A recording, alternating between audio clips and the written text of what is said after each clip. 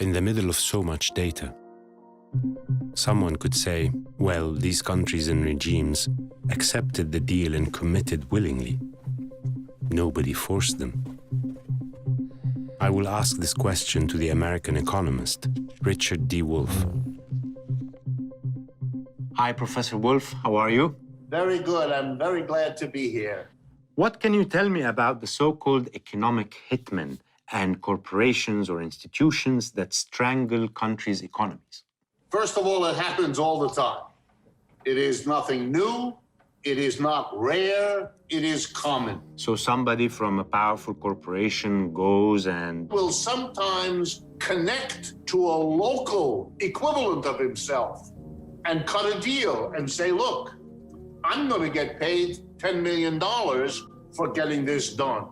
I will give you $2 million if you become my local eyes and ears to help me work this out.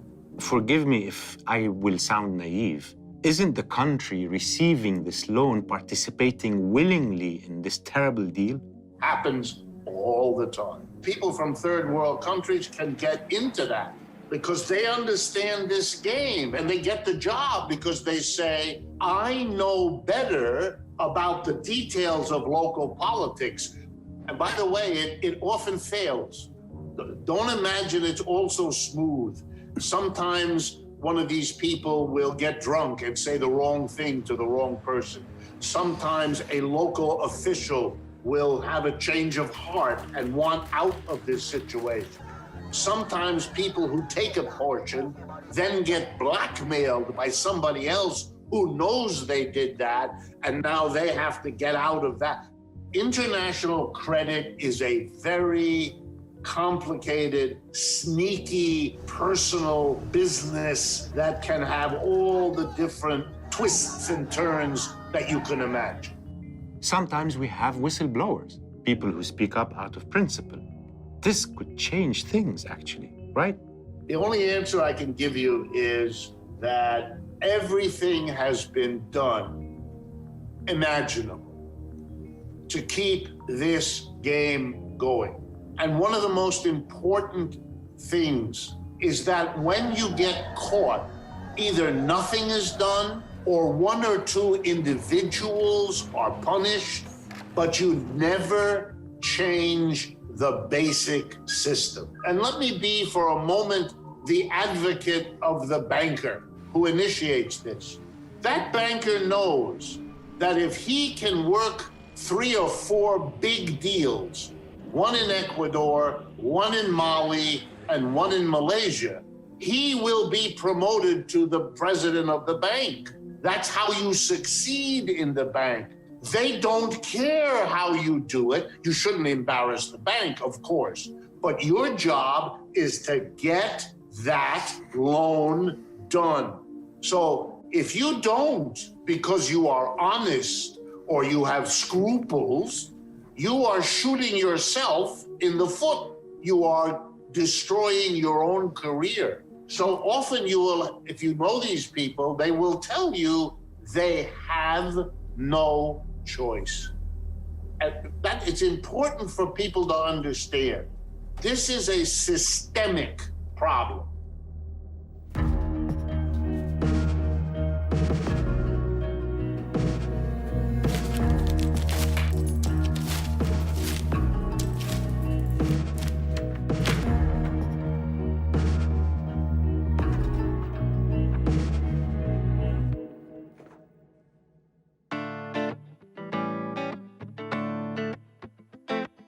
After I left my job as a trader, I started a career in acting.